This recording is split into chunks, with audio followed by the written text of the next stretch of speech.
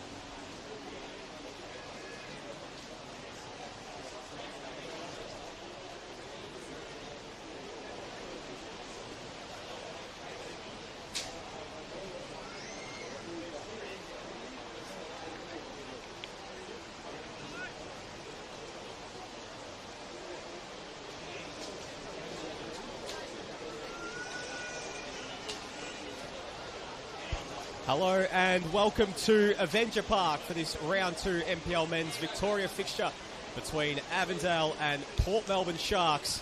The Avengers fresh off an impressive 2-1 win against the Oakleigh Cannons last week, having their first home game of the year against Port Melbourne, looking to get their first points of the season after a tight 1-0 loss against South Melbourne. My name is Nick Tabano and I'm joined here today by Damien Watson for all the action on this Saturday afternoon. Damien, the conditions are going to be interesting today, but should be a cracking game of football. Yeah, absolutely. A stark contrast to last week where it was nice and balmy, but I tell you what, I've been impressed with the quality of play throughout the season so far, and hopefully the players can adjust pretty well. The surface seems to have held up for the moment. We'll see what happens throughout the match, but really looking forward to seeing how this Avondale side progresses. And Port Melbourne, look, they've had a lot of changes, haven't they, during the off-season? That was evidenced last week. Effectively only 3 players from last season remaining, so it's going to take time to gel naturally. Absolutely, and we'll take you through the starting lineups for both teams. There have been 2 changes from the winning side for the Avengers. Thomas Manos in goals yet again, with Wellsmore, Kamara, Bryson Edwards in defence. Joey Katabian comes in for Christian Trycheski in the starting lineup in midfield, joining Yite Towns and Luca Tavir. And up front as well, Jackson Courtney Perkins is into the starting lineup for Stefan Valentini, joining George Ott and Stefan Zinni. Meanwhile, for Port Melbourne, only the one change was Liston Diaz coming into the starting lineup to take on his former side. His second debut for Port Melbourne, and he's joined by Alex Condoin in goals, Mark Latsis, Anthony Laban, Delano Ferro, Maker, Nicholas Dibb, Abamon Karmas, Jonathan Vakurtis, Thomas Alessandrados, and Joshua Markovsky. And of course, the one player out being Nathan Dibb after being suspended last week, getting that red card against South Melbourne. It was a very, very torrid game and very, very fiery game at times. Absolutely. Last week. I was very surprised to a degree, but I suppose when it's the start of a new season, you expect that sort of fire. But they're going to rely a lot, I think, on Maker again, like last week at Karmas. Those two were very influential for Port Melbourne in terms of stymieing the opposition. Plenty of new faces, as you mentioned, Damien, in that Port Melbourne side, and one of those being, of course, as we mentioned, Liston Diaz got the captain's armband today, lining up on this near side. Port Melbourne in their away kits, kicking from left to right in their white kits, and Avondale, of course, in their traditional blue, going from right to left, Damien, as we get ready to go. And, of course, you flagged last week in commentary that they would wear the lighter blue today, Avondale. As you said, traditional. And a good crowd in attendance today as well, considering the conditions. It's been an odd day in Melbourne, which is probably predictable, isn't it, when you consider Melbourne weather? Or it was blue skies only probably about an hour ago, and then a deluge of rain has arrived just in the last half hour. But the crowd have turned up in any case. Avondale's first home game of the season. Of course, champions in 2023. And really looking forward to seeing Luca Tavia make his mark early as we get underway here at Avenger Park.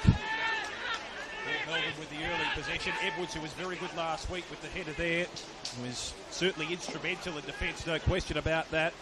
Courtney Perkins trying to latch onto that one. It's out of play, so it'll be a Port Melbourne throw-in. Latsis to do the honours. I was impressed with Courtney Perkins last week in the second half. Really added a bit of zip across the pitch. Well, they did bring in both Courtney Perkins and Katavian into the starting lineup, Damien, this week, and they were two certainly real game changers for them. A bit more steel in midfield with Katavian. It felt like last week they really needed him in that second half to try and get a bit of a stranglehold on the contest, as there is the match winner. Kamara does well to work his way through it, and of course Courtney Perkins a bit of coming up against his former team today as well. Yeah, we've seen that a lot, haven't we? Yes. There's a few players coming up against their former team. Zenny in towards George Ott. Couldn't get to him, and it's out there for a corner. So an early opportunity here for the Avengers, and coming across, as you mentioned, Damo, who was brilliant last week, Luca Tavir, a goal and an assist in his Avengers debut. And we saw Maker involved there. It'll be interesting to see how the Sharks can try and nullify the attack. Tavir whipped into the area. Aidan Bryce will actually come out to Bryce, who takes it on the volley, and it's well over the bar. Would have taken something spectacular there from the centre-back. It's interesting with the Port Melbourne Sharks last week. Probably a touch fortunate, might be harsh in saying that, to only lose 1-0 to South Melbourne, given the amount of corners and the amount of attacking forays that South Melbourne produced last week. And I suppose, naturally, as I mentioned before, it's going to take time to gel with a lot of players really playing with each other for the first time last week. So they did well, I guess, to try and hold up against it, attacking and quality outfits. It's an interesting start and probably a bit of a tough start fixture-wise for Port Melbourne as well. Got three difficult opponents to start the season. Chance now for the Sharks to work it forward on the right-hand side. Markowski just outnumbered on that occasion. Edwards has been prominent already. Zinni loses it. Laban looks to his right. And no one there to try and capitalise on the cross. Farrow was moving around the outside. And Avondale to clear through Towns, who was instrumental last week. Promising start here from the Sharks. They've been able to cause a little bit of problems going forward, but now Avondale looking to go, and they're quite rapid when they're able to break out in transition, but Zinni wasn't able to bring that under control as Vakurtzis clears. So one thing about Avondale, Damo, when they go, and they're rapid in transition, particularly when you've got Luca Tavir buzzing around the feet of someone like George Ott, who's a physical specimen up there with Courtney Perkins and Zinni out wide. But it's quite amazing to see the depth of talent that they have in this team. An amazing bench that they've got when you've got guys like Christian Trycheski and Manny Agwek and Stefan Valentini able to call upon in the second half if you're looking to, potentially get that all-important goal or add to the scoreline. Well, even a player of the calibre of Kamara as well to get involved last week, and they've got an opportunity here, and a deflection, and it's in! Avondale with first blood early. And they set the tone just as they did last week. Fantastic effort to try and force a bit of pressure on the Port Melbourne defence, and they get first blood early going. Yeah, immediately able to get down that right-hand side. It was Courtney Perkins who got into the area. Not sure who got the final touch, if that was an own goal or if one of his own teammates was able to get the final flick towards goal. But nonetheless, they're not going to be complaining about that one. They're in the lead here at Avenger Park, and certainly setting the tone early. And I tell you what, Damien, you mentioned all these new faces. This Port Melbourne team was always going to be tough today, but the last thing they would have wanted is to go behind early in this one. Yeah, just in the opening minutes. And that was certainly a test for them last week. Maker. Be interesting to see whether it does change the complexion of the game, whether the Sharks go out of that self-preservation mode and just go on the attack. Markowski just trying to lurch around a couple of would-be defenders. Nice little touch, but just too many numbers in favour of Avondale at the moment. Here's Tavir, who was very good last week on debut for Avondale. To the left-hand side, Edwards trying to find a couple of options. One of them, Ott. Of course, played a couple of games for the Wellington Phoenix in the A-League a couple of seasons ago. Down the right-hand side, Alessandratos for the Sharks. Lurches back. Laban trying to orchestrate a 4-8-4 dip straight to Edwards. Hasn't he been prominent so far early? Absolutely. Another one of those former Sharkies out there today. Was brilliant last week against Joe Knowles. Here is Katavian. Into a bit of a cul-de-sac, but did well to work his way out of it. And Avondale can just steady a little bit here. They're offering short and was so dynamic last week, as we spoke about. Got that early goal. It was a lovely finish at that. Sort of ghosted in behind the two Oakley defenders and with a cool finish, and then got the assist for Kalalu Kamara as immediately there, Karmas under some pressure. Forced to go back to Alex Condolian. One of those new faces, Damo, coming across from the relegated Moreland City, was part of the side that got promoted and is there as their number one for 2 consecutive years. Watched him a lot last year. He's quite a good keeper, given he's quite diminutive. Here is Liston Diaz. Stefan Zini getting back and putting his former teammate under pressure, and able to win the corner. He is there, Liston Diaz, but looks of it, or the final decision there is, and it will be a corner for Port Melbourne. Sure, those two would have had a few battles out in the training field. Out here, as opposing teammates, Liston Diaz, of course, the reigning Alec Forrest medalist, scored the most goals in the Doherty Cup preliminary stages last year in Victoria. It's primarily a super sub for the Avengers, scored a lot of late goals, particularly in that championship winning season. As Nicholas Dibb coming over now to take the corner.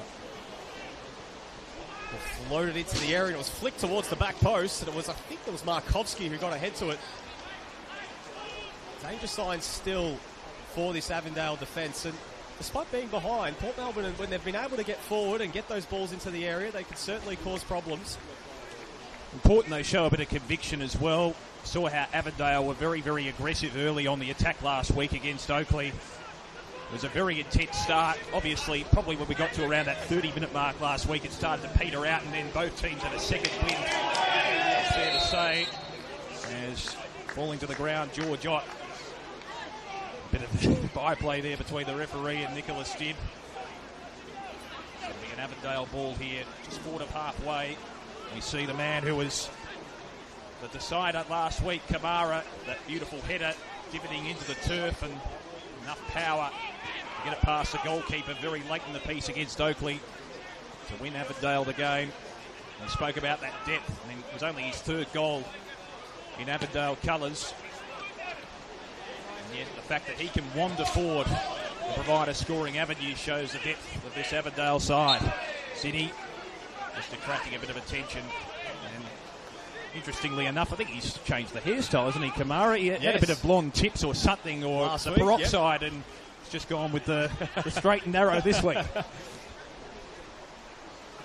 a few injuries over the last couple of seasons, Kalalu Kamara, but when called upon, him and Aiden Bryce have been that preferred partnership. Of course, Matthew Reid on the bench as well, another one of those centre-backs who have battled a few injuries over the last few seasons. Here is Jonathan Vakurtis looking to play it through the lines. Tavir got a foot in, and now Edwards looking to go forward. Plays it short to Zinni. Towards Ott, and here's Towns. Very impressive performance in the middle of the park last week. Wellsmore. Player to keep an eye on, Emlyn Wellsmore. His 2nd game for Avondale, coming across from Oakley. Scored the decisive goal in the grand final last year to win the championship for the Cannons. I thought he was very impressive in defence last week, Wellsmore too. He was an architect of a number of forays from that defensive half. Spent the off-season as well trialling with Auckland. Spent a bit of time looking to be part of that inaugural A-League side. I'm sure that would benefit him as well, given their success in the A-League so far this season, just to be exposed to that camp, and done well to adjust, given they're a relatively new side. Absolutely. Here goes Diaz looking to get forward down this right-hand side. Katavian charging back and putting him under pressure, and he wins the free kick there, Liston Diaz. That'll be a yellow card there for Joey Katavian. And you can see a lot of those attacks coming down that right-hand side. looking to get Diaz involved early. He's looked like sort of the main outlet here for the Sharks. That's what you want. Katabian, as we know, he was a player that showed a bit of zip in the second half last week when he was subbed onto the pitch, and that time a bit of an indiscriminate shove in the back there, just a couple of hands planted. So Alessandratos, what can they produce with this set piece here? Port Melbourne looking to equalise. Conceded a goal in the early minutes. They have maintained their attacking frame of mind. Alessandratos just outside the 18-yard box. Can they find an avenue? Both Maker and Karmas have worked their way down. The rain starting to increase again here at Avenger Park. Chance for the Sharks here. Alessandratos tries to curl it in. And a very good save there from Thomas Manos. It looked as if it was aimed for the crossbar there, and he just got the hand to it to ensure it wouldn't fall into the back of the net. One of those dangerous ones there that dipped late and almost caught Thomas Manos off his guard, but all the experience shown there of Manos to get a paw up and tap that one over the bar. Nicholas Dibb with the corner. That's the advantage of height. Kadolian probably not the same level of height at the other end, but has very good spring, as we know. We saw that with Moreland City last year. Here's Dibb with the corner. Second consecutive one for the Sharks. Header coming in there from Karmas. Long range chance there from Latsis. Tried to drive that one forward, deflected, and now Tavir on the left-hand side. Both he and Trychevsky providing a bit of pace for Avondale last week. They'll look to replicate that this week. Edwards trying to find Tavir. It's cut off.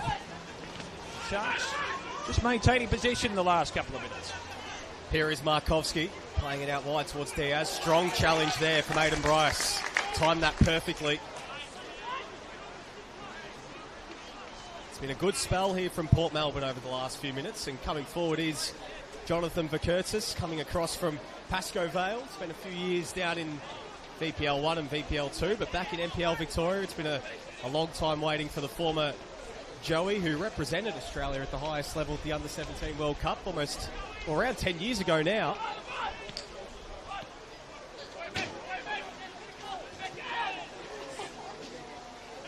Edwards clearing it away. Strong contest there from Ott. Towns brings it under his spell, but immediately rode there by Dibb, who fires, and straight into Aidan Bryce. And now Katabian looking to kickstart the counter-attack here for Avondale. Here's Tavir. Lovely little flick through, looking for Zinni. They just went on the same page. And now Port Melbourne can go again. This game has really opened up in the early going. As Vakurtis looking for the run there of Delano Ferro. Diaz cutting inside. Going to go himself here. Listen, Diaz got the shot away, and it's just past the post. And again, another danger sign there from Port Melbourne, and Liston Diaz looking very energetic early in this one. They opened up the Avondale defence there. We saw in the early minutes Avondale, plenty of numbers, the player in possession, but seem to have opened things up, playing a bit of a spacious type of game, the Sharks, and maybe taking advantage before the dew really sets in with the rain coming down. And I think it's still at this stage of the season, you want to try and capitalise early while the intensity is high, because fatigue does tend to set in the early stages. Alessandratos get it back with the 1-2. Just didn't get enough leverage on the pass there. Well defended by Kamara. Sharks still with an opportunity in that one. Well wide of the mark. Ferro roaming forward. He was a key player for the Sharks last week. Granting a few chances. Certainly a player to watch today, Delano Ferro. Spent last couple of seasons down with Preston, helped them get promoted to the top tier. Was playing primarily as a left back though, so back playing in his more preferred role further up the pitch. I was going to ask you, Nick, as a devotee of this competition for a long time, how difficult can it be and how long does it take? I suppose it's different with each side, but the Sharks, number of new players gelled together. I imagine it would take a while to really have that chemistry built. Absolutely. I mean, there's such a difference between pre-season and playing those games when the stakes are not nearly as high and points aren't on the line compared to when you're out there and you're playing these games that really matter early in the season. I mean, one team in particular who went through a very similar thing was the Altona Magic last year. In the first few weeks of the season, they really struggled. But as the season went on, they gelled and they were able to get points. And importantly, they were actually just missed out on the finals berth in the end, which no one going into the season thought was really possible. They all thought, well, they're going to be a team that'll be battling relegation this year, but comfortably survived.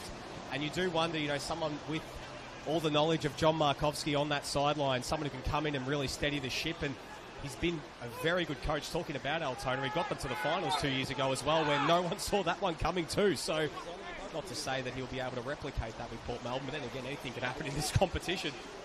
But so far in the 90 minutes plus around 15 in this one, I know it's still very early, it's a long season. They're looking all right. They're looking like they're really holding their own. They may be down in this one, but certainly there's still plenty of time to still try and get something from this game. They haven't extracted and gone back into their shells. No, absolutely.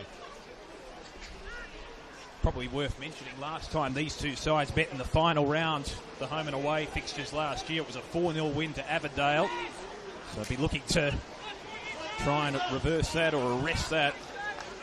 It's a bit of a different stage of the season, of course. Port Melbourne finishing 9th on the table at the end of the home and away season last year. Avondale had a lot bigger fish to fry, and they were building a lot of momentum coming into the finals.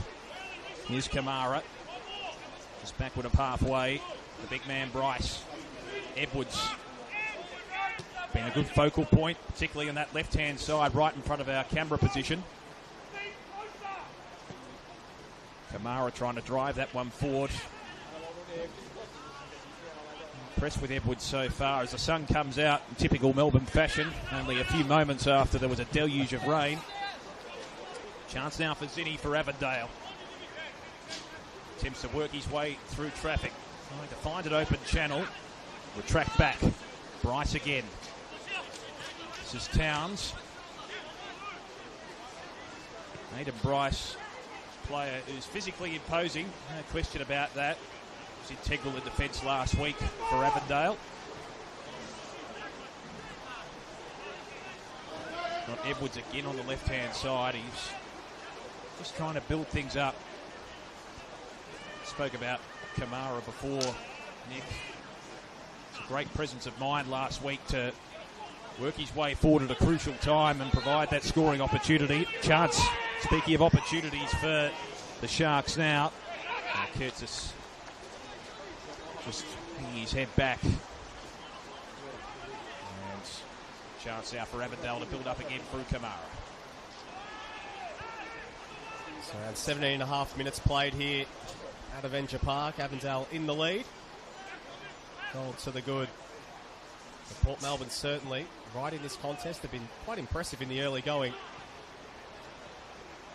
It's Courtney Perkins with quite the early going. Despite getting that assist for the goal, hasn't really been set-sided much since then.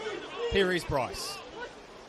We're going to drive forward from defence. He's looking for the ball through towards Zinni. Diaz. Some Drados as well, and now Dib. Tavian got a foot in. It's won by Courtney Perkins, but again, it was Karmas coming across and making the lunging challenge. So Port Melbourne, they've only won one of their last 12 games, just stretching back to last season. Damien, they were right in amongst the finals push for most of last year, but then had lost a lot of talent in the mid-season window, and in the end falling out of finals contention with Dandy City taking that spot inside the top six. And when these two sides have met, they've played each other 20 times in the past. Port Melbourne have only won twice. Yep. So Avondale have really dominated this fixture throughout time. No doubt about that. You mentioned that destabilisation as well towards the back half of last year. That no doubt creates a little bit of an issue for Port Melbourne. Of course, the Sharks next week. Doesn't get much easier. They've got the Oakley Cannons to face off the back of South Melbourne last week and Avondale this week. Three quality sides to open your account. Real baptism of fire heading into the year, playing the top three sides, but maybe it's not a bad thing, testing yourself against the best to start the year. I think also if you manage to provide a competitive showing in all three of those games, it could be a good platform. I know maybe it isn't reflected in the win-loss ratio, but just confidence-wise, if you're competitive in all three matches, just enhances that self-belief that you belong at the level. Absolutely. And naturally they'll gel together, this group. as well. Very sort of smaller knit group in their senior list. A lot of under-23s players getting opportunities. I mean, young Oliver Yankolovsky, one of those players on the squad today. So they'll be hoping that health's a key thing as well this year. Zinni's ball into the area, and it's almost found George Ott, but he left a foot in there on Karmas, and it's going to be a free kick there for Port Melbourne. They did rely pretty heavily, Port Melbourne, last week on Karmas and Maker when South Melbourne were initiating a flurry of attacks, particularly in the first half. And those two were the key linchpins in defence, just trying to provide a bit of run. I think they just struggled to find options on the transition last week. Absolutely. Well, so far, they're having a bit more luck going forward, a bit more joy in those wide areas in particular, and being able to break out in speed. And I think a bit more system as well. Not as many errors on the transition going forward. I have to think that would have been part of the analysis of the team talk from John Markovsky's coaching staff during the week to try and go quickly against this Avondale team. As Katabian's ball almost found its way through to Courtney Perkins, and now Port Melbourne looking to break back the other way through Markovsky. As Diaz offering short, it's a lunge to bring that one under his spell. Did. Alessandrados feeds it out wide for Ferro. So it comes to Diaz, who took it under control, did well to swivel his body, but was always going to take something special to get that one on target, and it's out for a goal kick. Been impressed with the conviction of Diaz in going forward, providing a bit of speed. And he's found space on that right-hand side on a number of occasions. That time he was just slightly off balance when making the attempt. Bryce, been working overtime early. Finds Tavir, trying to sweep that ball out wide on the right-hand side. Can't protrude through Latsis. It doesn't matter because Courtney Perkins is there. Into the path of Ott on the edge of the 18-yard box. It deflects off Karmas. But they found a lot of space there on the transition, Avondale, and that's when they're most dangerous. Certainly just so much speed in those wide areas. Well, when you've got someone like Tavir putting them on a platter for someone like Courtney Perkins or Zinni, you'd be loving that as a winger, having a player like Tavir just buzzing it around. And even then when you can call upon Christian Tchaikovsky later in the game. Correct. Too. We saw that last week. They were a dual-pronged attack. Here's Tavir with the corner. Loops it up to the back post. Ott was there. Karmas was around to try and defend, and Kamara trying to make contact with the head like he did last week in the latter stages to win the game against Oakley. Just couldn't quite make efficient contact that time. Perhaps it was the loss of peroxide, Nick. Yes. Much easier spotting that one, but I'll tell you what, he's been impressive early.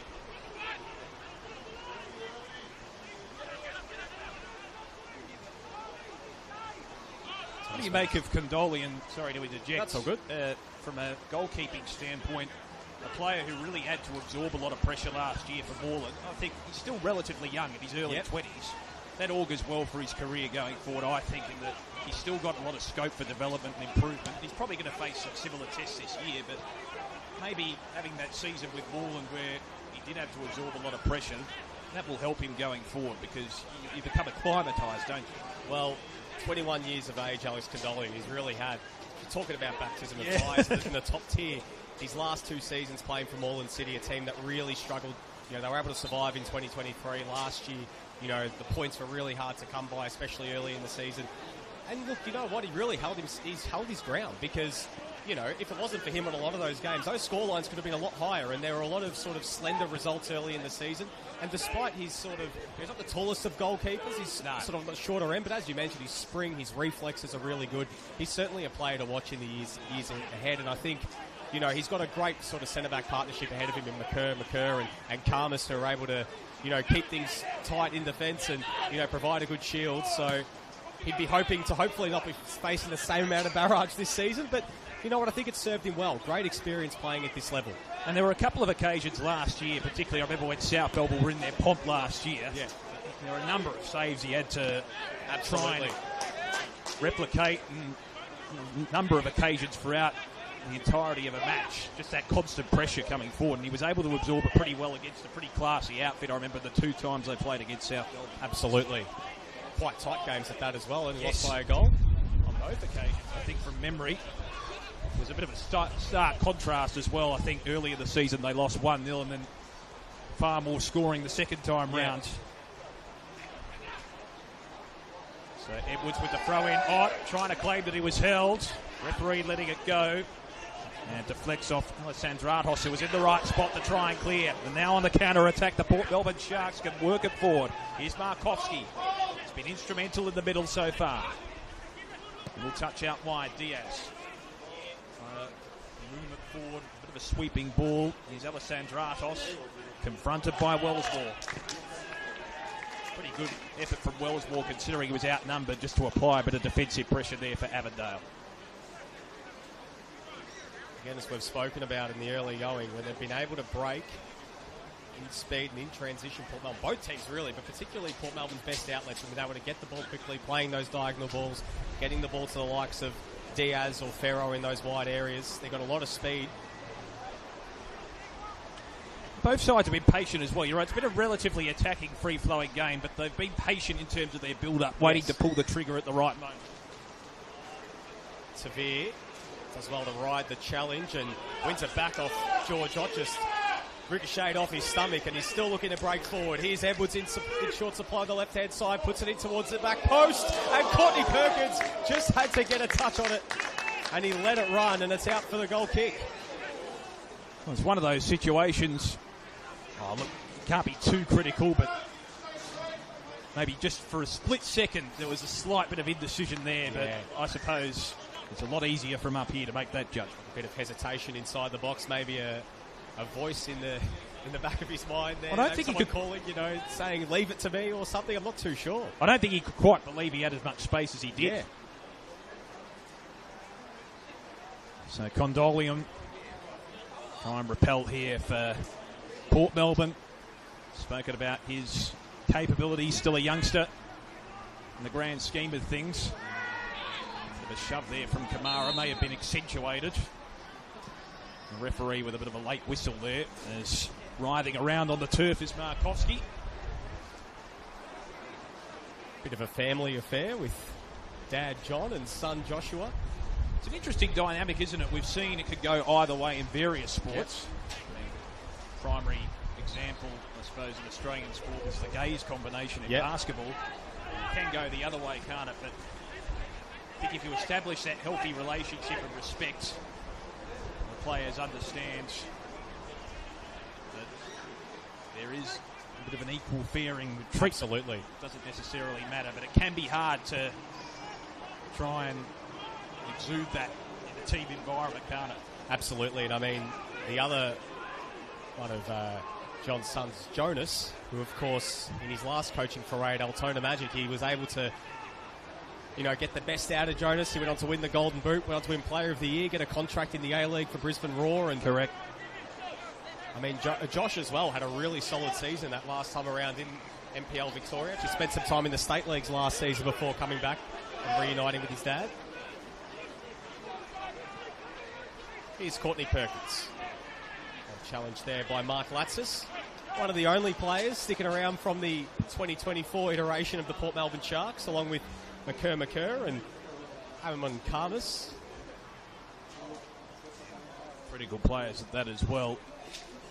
Does it help at all that they all sort of play on the same line? They're all, been able to have that understanding playing, in the defensive line, on a week-to-week basis now for a second straight season, do you reckon? Yeah, I think naturally there's got to be that chemistry there. I think ideally you would love to have a bit of stability across a variety of lines. Well played there by Karmas. Tavir. Towns. Courtney Perkins. Lovely one-touch football. And City buries it into the bottom corner.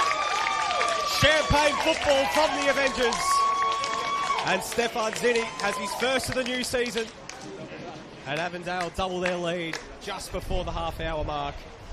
His 49th goal in NPL Victoria. One away now from the 50. And a beautiful finish there from Avondale's number 7.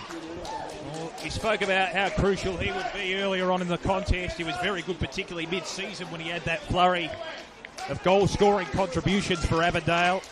And he found a bit of space inside the 18-yard box there. They've been threatening for a while. Both sides, in fairness, have had their threatening moments.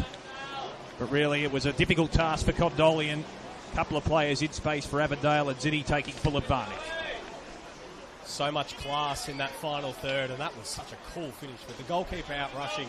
I mean, you got to have that composure. You don't blast over or put it straight at the goalkeeper, but all the class is Stefan Zinni on show there. And just interesting wrinkle here. Looks like him and Courtney Perkins have since swapped flanks, so maybe to try and get them both in the contest a little bit more, going at different fullbacks. So I wonder, even though Zinni did score on this side, Zoran Markovski deciding to just alter things a little bit. And that might serve them well to have that bit of variety. I think you've got to have a plan B in certain situations, particularly when you're taking on the top-end talent of the competition. Edwards and Bryce combining there. So now with that 2-0 advantage, the confidence rising and permeating across Avenger Park, it's fair to say. Now I do wonder how the Sharks can respond. They didn't go back into their shell after conceding the first goal of the early minutes. There's still a long way to go in this contest, so have to maintain that self-belief.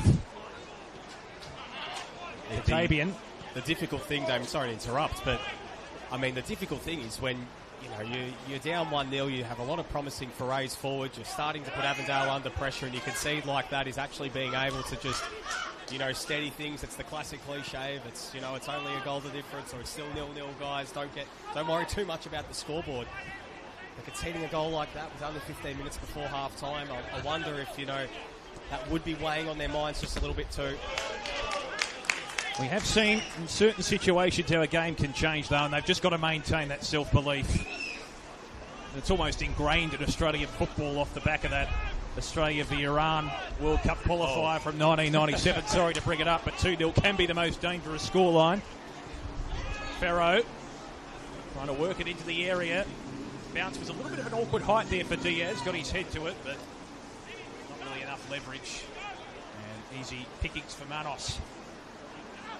Similar message coming out from John Markovski, Delano Ferro and Liston Diaz swapping flanks as well. Wonder if that was, again, a bit of to try and get Delano a little bit more into the game. He was getting in good areas, but wasn't getting as much involved in their possession going forward. So maybe just trying to put the fullbacks under a little bit more pressure, just noticing that maybe it'd be a little bit easier for Delano on this right-hand side to just get involved, get a few touches of the ball. And just inject a bit of that speed as well. We know is one of his great assets. Here's Maker. He and Karmas working in tandem as they did so often last week. Dibb getting involved again inside the forward half now for the Port Melbourne Sharks. Can't rest on their laurels now. Being 2-0 down, Laban confronted there by Katabian. We know is a great pressuriser from an Avondale point of view. Diaz towards the back post. Headed there from Ferro, but just not enough ground coverage there for the Sharks and not enough numbers. They have maintained territory just in the last few minutes. Deep receiving from Vakurtzis. That was pretty good once he got settled into the contest last week, Vakurtzis. Against South Melbourne. Latsis likewise. And I wonder now, reach the 33-minute mark, whether the intensity will change in some way, shape or form, but it's probably a bit of a different situation for both of these sides compared to last week, where there wasn't as much of a disparity on the scoreline. Absolutely, and all for Port Melbourne to do to try to get themselves back in this contest. But as you mentioned, 2-0, still a very, very dangerous lead. As here is Dibb, playing it all the way back to Gonzalian. So a nice bit of sustained pressure and possession from Port Melbourne. Just look to slowly build up from the back, as here is Nicholas Dibb. Past Edwards, and it's set up perfectly here for Delano Ferro. So across the face, and it was Anthony Laban making the run late. And slide that one over the bar. So a good opportunity there for Port Melbourne, but it's always tough with those ones coming at you quickly and having to try and get your body over it. Good injection of pace again from Ferro, as we spoke of. Slightly turned Edwards inside out. It's the sort of build-up they'd be looking for here, the Sharks. A call coming to press as Avondale look to work their way out from the back. They had a bit of trouble last week playing against the press against Oakley. Yes. And really had to weather a few early chances, and Oakley probably should have made more of it. This plays out behind me. Played, so McCurran's gone down, and the physio's been called to come out into the field. I wonder if there might have been a stray hand or something, because he's clutching his face. Yes. Just receiving a bit of medical attention at the moment. You're quite right, just while we have this intermission, about that press last week against Oakley. And I think the game did probably change complexion at around the half-hour mark, because, as you said, it was a bit of a struggle to contain. But in fairness, it was probably, having a look at the replay, going both ways in certain instances in that first half hour. You really felt, even though it was a game in early February, with it's only round one, it did have all the hallmarks of a game that could easily be copied and pasted and played in September, and you'd think it's a final. It really had all the hallmarks, a lot of physicality. You know, both teams, they really wanted it. Of course, being a preliminary final rematch when Oakley came to this venue where not many teams come and get 3 points, but humbled them on their home deck in that preliminary final. It would have been ringing still in the back of the minds for Avondale. So a great way to start the season, to be able to, you know, get that result against the champions and build that confidence from there. I often wonder when would be the most difficult time of the season. I heard you speaking about fixturing last week in commentary.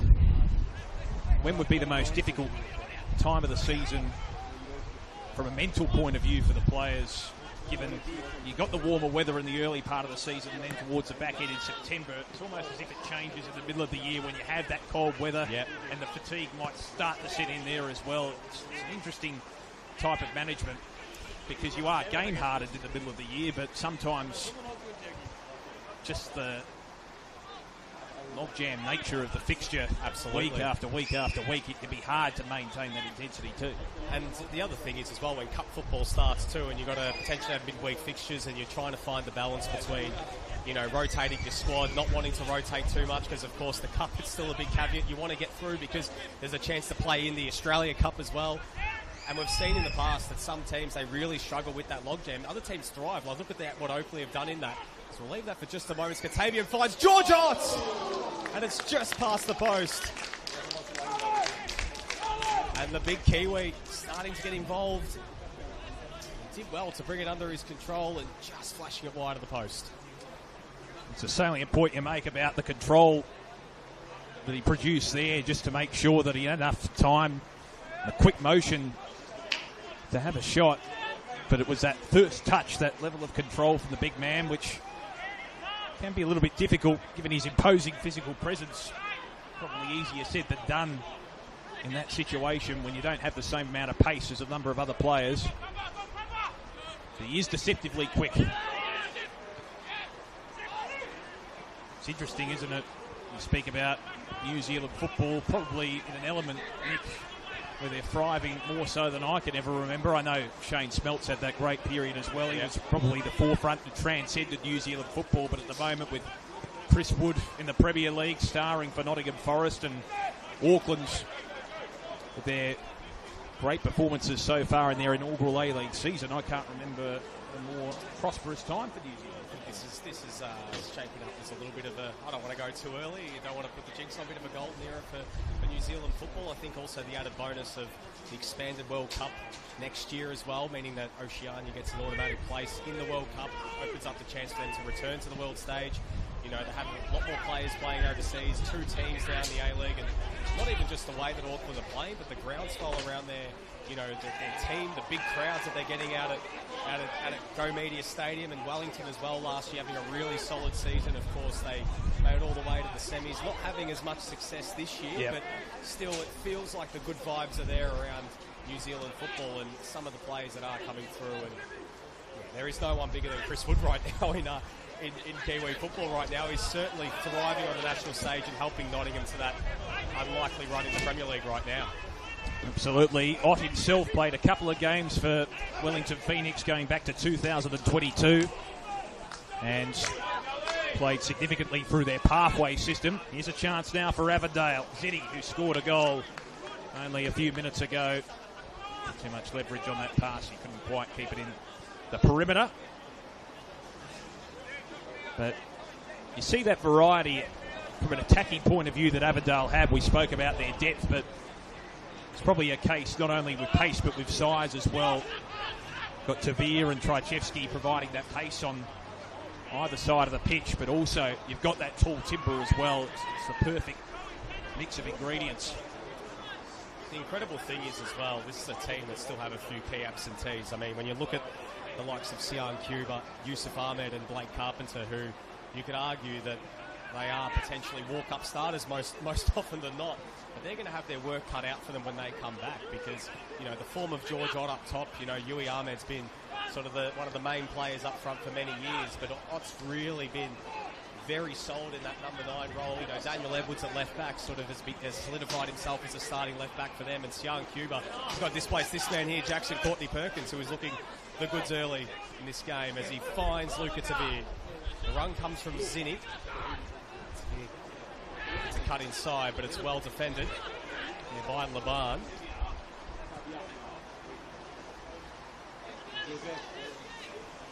Zinni, Tavir, switching ball out for Emlyn Wellsmore, who's also keeping Annabelle Hayek out of the team, who was their nominal starting right back last season.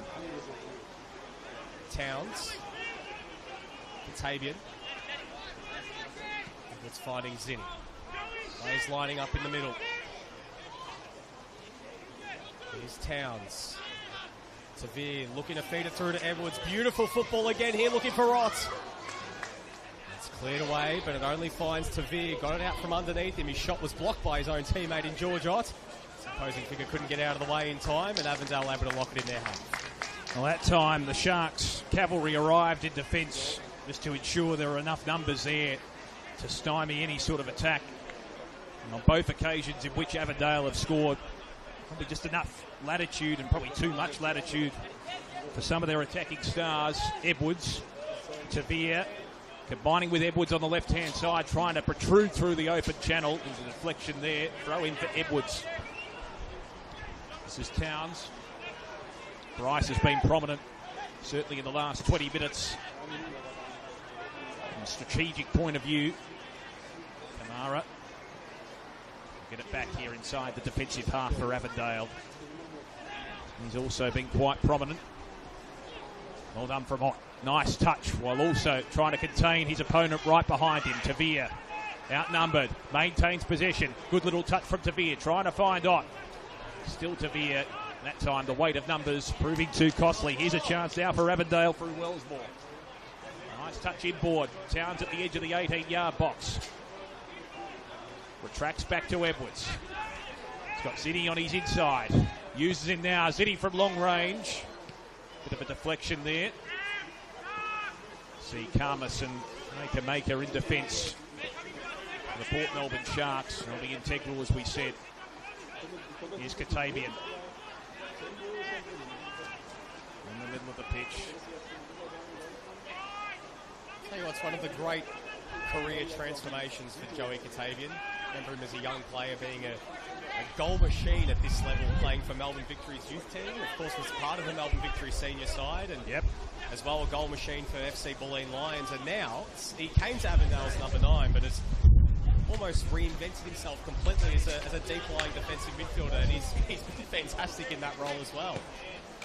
It's probably one of the harder elements, isn't it, to try and change a role. It's probably in any sport, really, but when you're ingrained within a particular role and you have your certain habits, it can be difficult to try and adjust, particularly to the level. I mean, there's a stark contrast between those roles, as you mentioned, for Katabian.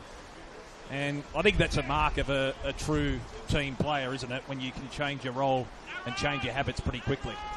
Absolutely, and said he's absolutely thrived in that position. And, you know, I mean, if you said this years ago and you said Joey Katabian in the year of 2025 was going to be one of the top defensive midfielders in the league when he was banging in 30 goals a season, looking at you a little bit funny.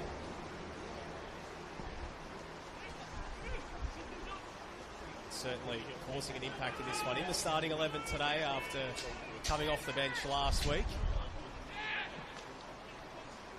Melbourne muster up one last chance before half-time as Diaz switching ball, looking for one of Alessandrados or Ferro, but Manos does well to retrieve, and now Avondale looking to go quickly. Katabian to Edwards. One-touch pass into Towns. That's beautiful footwork there from Yite Towns. He has Tavir in support. Feeds it out wide for Courtney Perkins in a crossing position here. to play it along the deck, and Port Melbourne are able to snuff out that attack and break back the other way through Diaz, and he goes to ground and wins the free kick. Again, trying to utilise that speed. Slowly and gradually works further into the defensive half, such as, I guess, a different complexion over the game now, where the chain of possession, certainly in the last 5 to 10 minutes, has been in favour of Avondale, after the Sharks certainly had their moments. A couple of forays forward. So 2 minutes of added time in the first half. Avondale inserting the imprimatur early, currently with a 2-0 lead. Zinni, who's applying the pressure there, scored the second of those goals for Avondale, finding space around the half-hour mark. Here's a chance now for Ferro. Now an opportunity opens up for the Sharks. Alessandratos, long ball towards the back post. No one home for the Sharks. Easy pickings for Manos. You have to wonder what the message would be from John Markovski, down 2-0, but not necessarily like they're playing poorly at all. They've really been in this contest and been able to cause problems. But just those 2 moments of, you know, the beautifully well-worked goal for the second one and the deflection in the first one, you know, working against them, and saw Avondale be able to build this advantage. We have to wonder what the message is, because I don't think it would be overly negative. You know, I think it'd be quite positive going into the second half. It's almost a stark contrast, and this is the weird way that football can function. Last week, you could argue, even though it was only a 1-0 scoreline, I felt that the Sharks were probably more thoroughly outplayed last week with the amount of possession South Melbourne had compared to today. So Towns out towards Zinni. Avondale looking for one more before the break. Zinni cutting inside. They can make it as well, but Zinni still ends up with possession. Somehow still going, goes to ground inside the box. Edwards across the face for Ott, and a beautiful save from Condolian. Did well to chest it down. There were calls for the penalty, but George Ott forcing a brilliant save from Condolian. We spoke about that spring before, Nick, and that was evidence right there. Both feet firmly off the ground in mid-air as he executed that save. And sometimes in that situation, you can be slightly distracted based on human nature. When there is a call for a penalty, your eyes dart in certain directions. He maintained concentration there, Condolian.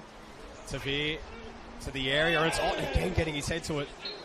It's just wide of the mark, and that's the end of the first half. Avondale, 2 goals to the good here against Port Melbourne. An own goal gave the Avengers the lead inside the opening few minutes before Stefan Zinni fired home his first of the season to give Avondale a 2-goal lead at the break. Port Melbourne, though, won't be too disappointed despite being 2 goals down. They have certainly had their chances. They've put this Avondale defence under all sorts of pressure. Damo, your thoughts on the first 45? Yeah, you're quite right. I don't think the scoreline necessarily reflects the effort of the Port Melbourne Sharks today, but I think just the cream rising to the top so far with Avondale is a bit of a contrast in terms of depth and just that system going forward. They've taken their opportunities when they've arisen, when they found space. Saw Zinni capitalise on that around the half-hour mark. And I think it's just a situation where they've had too much depth in attack compared to their opposition, who created their own chances, the Sharks. There have been a number of occasions where the likes of Alessandratos and also Diaz tried to find an option at the back post, and there's just been no one there. But they have provided a lot of run and zip, particularly on that right-hand side. We wonder if there'll be a point of focus in the halftime team talk from John Markovski. But nonetheless, we'll take a short break here. Be back in around 15 minutes' time for the second half here at Avenger Park. The score here is Avondale 2, Port Melbourne Sharks 0.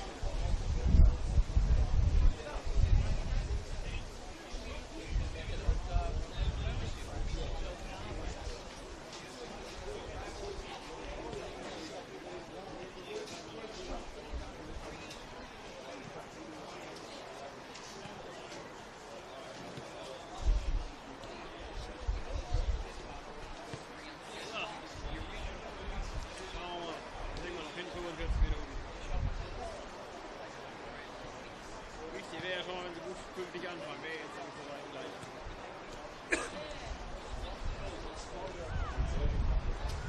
Ich hab schon irgendwie.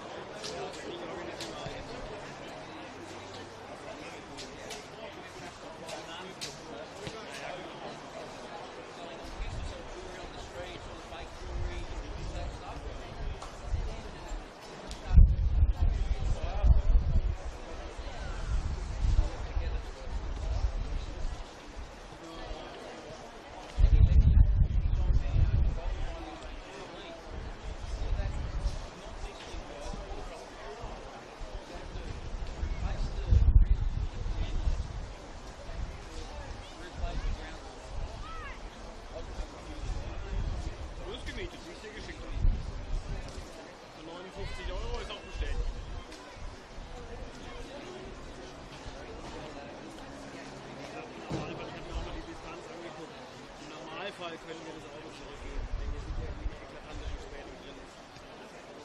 Gehen wir das Auto zurück, dann sind wir auch um 10 nach 8 spätestens am Schalter. Ich brauche ja auch mein Boarding.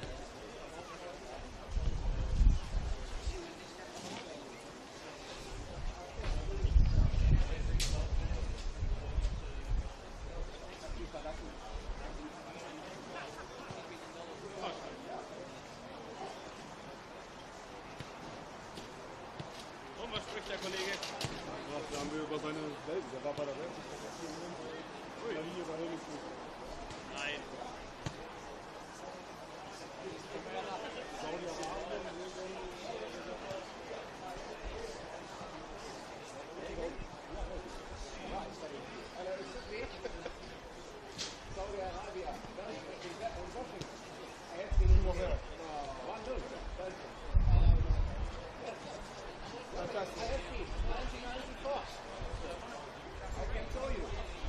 Jetzt geht's los.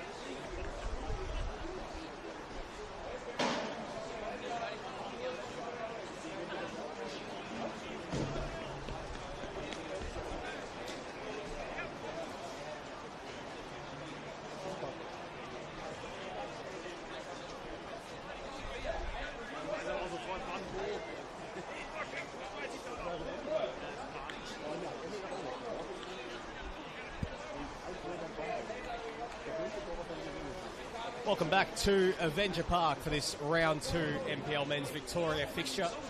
Avondale leading 2-0 as we get ready for the second half here. An own goal giving the Avengers the lead before Stefan Zini making it 2 to the good for the Avengers. Looking to close it out to go 2 wins from 2 to start the season, while Port Melbourne looking to try and cause a little bit of a stir and be able to get something from this game and get their first points of 2025. Nick Tabano and Damien Watson here to take you through the final 45 as Avondale get us underway. They'll be kicking from left to right in their home blue kits, and Port Melbourne going from right to left in their away white kits. Damien, I don't think that this scoreline is completely reflective of the performance so far from Port Melbourne. Avondale have been great going forward. They took their chances brilliantly, in particular that second goal. But Port Melbourne, they've certainly been right in this contest. Well, there have been periods where they've been certainly winning the territory battle over a 5 to 10 minute period. So I think that's a stark contrast to what happened last week against South Melbourne, where South Melbourne certainly created a lot of chances. There were a flurry of corners, particularly in that first half, and the defence were really under pressure. I don't think it's been as one-sided in the territory battle compared to last week. No changes from either coach at the break either. We saw last week Manny Agwek's name being called early to start the second half, being brought on for George Ott. But George Ott was causing some problems in the final third, very close to adding a third for Avondale. Forced a great save from Alex Condolian just as that first half was coming to an end. We saw the aggressiveness of Agwek as well as soon as he came on last week. Here is Luca Tavir getting involved early in this second half. Does well to shimmy his way around Mark Latzis. Puts on the deck, and ghosting in late was Courtney Perkins, who was coming in. Coming in from playing a little more centrally there, and wasn't able to get a foot on it. And Port Melbourne are able to recover. Well done to Condolian again. Completely self-aware in that situation. Here's Karmas. He's had to work overtime once again this week, as he did last week in defence. Get it back again from Maker. And there's Nicholas Dibb, who certainly had his moments in the first half. Maybe a little bit spasmodic. Bryce trying to gain possession here in the defensive third for the Avondale side. Losing possession there was Wellsmore, who was very, very good last week, in particular in defence for Avondale. Hasn't been called upon in regards to responsibility as much this week. There's probably been greater depth in that area. Has possession at the moment. Wellsmore trying to find a path down the right-hand side. Goes inboard. Katabian. Back to Wellsmore. They build up with conviction here, Avondale. Tavir. Going to provide a bit of a through ball there. Caught behind Courtney Perkins. Bit of remonstration there. Maybe a slight tug of the jumper. And Port Melbourne will have possession here. Have you seen the game of Courtney Perkins, who was instrumental in that attack which led to the first goal for Avondale earlier on in the first 5 minutes, or inside the first 5 minutes, starting today from the word go? Yeah, solid performance so far. Probably didn't have, bar that first opportunity which led to the goal, too much to do for a large part of that first half. But when he's been able to get involved, he looks very dangerous going down that right-hand side. And he's a player who knows Port Melbourne all too well. Of course, spent a lot of his career there before coming to Avondale in the mid-season window last year. A little bit of a fun fact for you. The last time that Port Melbourne defeated Avondale was in round 23 in 2022. The score was Port Melbourne 2, Avondale 1. If you wouldn't believe it, the two goal scorers for Port Melbourne that day, Courtney Perkins and Luca Tavir. It just had to be, wasn't it? It's almost fate, isn't it? Absolutely. And I do wonder, sometimes you might say it can prove to be a bit of an advantage in the sense that you have that intelligence, but because the Port Melbourne lineup has changed so much and the complexion has changed so much, you don't really have that inside intelligence to a great degree. Very different for someone like Liston Diaz, though, Damien, who, of course, a lot of these players are his former teammates. Played his final game for Avondale in the semi-final last week. Missed last week due to suspension, got a red card in the dying minutes of that semi-final defeat against the Oakley Cannons, so had to wait an extra week for his second debut at Port Melbourne. Of course, was previously at the Sharks before joining Avondale a few years back, as Vakurtzis takes that throw in quickly. Farrow, strong challenge there from Towns. Here is Farrow looking to get play moving quickly to the aforementioned Diaz. Wellsmore does well to snuff that play out, and cool and calm as ever. So much composure on the ball does Emlyn Wellsmore have. As Tavir, a bit of a risky pass for Katabian, who a bit of a shepherd there for Aidan Bryce. Raking ball out to that left-hand side there for Edwards. Joey Katabian, one to potentially watch on a yellow card already. Wonder if that is in the thoughts of Zoran Markovski in this second half. He sees out the entire game or looks to make a change just to keep things nice and safe. Don't want to risk any sort of suspension. Here is Bryce driving forward from the fence. A lovely ball through there for Rott, who takes his touch inside and falls there to Courtney Perkins, who took it first time, and that was always rising. And it's out for a goal kick. Lights coming on here at Avenger Park as well, though the clouds have somewhat dispersed in the last half an hour.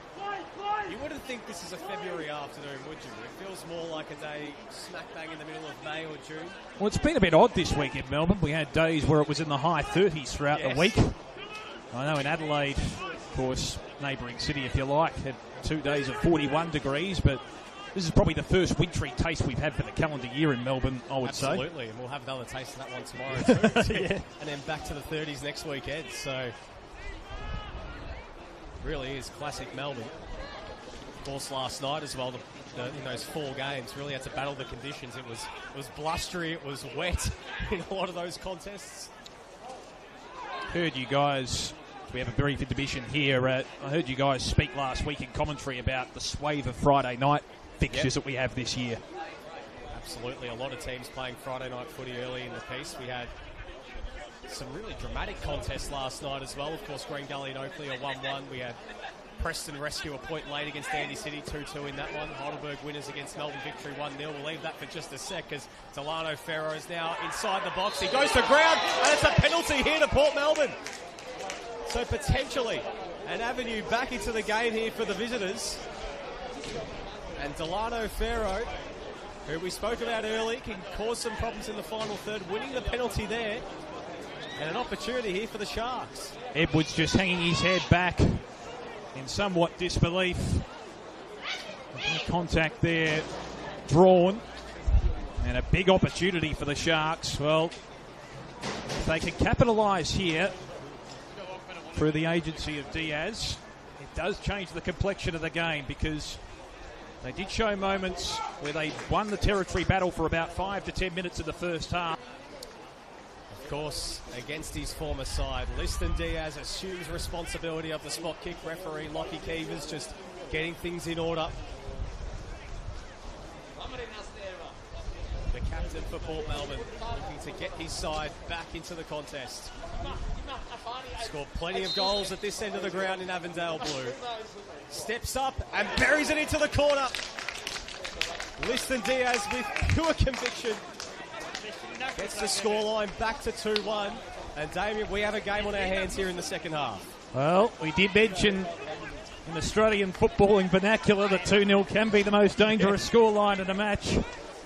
Still a long way to go in this contest. 53 minutes in. Does that change the complexion? Does it mean that Avondale have to go with a bit more of an attacking frame of mind? Held firm, I think, with conviction in regards to their game style. They haven't really deviated too much or gone back into their shell. But you could say the same with Port Melbourne. They've been on the attack as well, various stages. So back to 2-1. Kamara and Bryce combining. They get a little bit of a sniff, the Sharks. Pardon the pun. Bryce again. Severe outnumbered. It's been influential, but maybe not to the same extent as we saw last week. But as we know, such a damaging player who could step up in a crucial moment as well. Really did set the tone last week with his goal in the 15th minute. Chance now for the Sharks.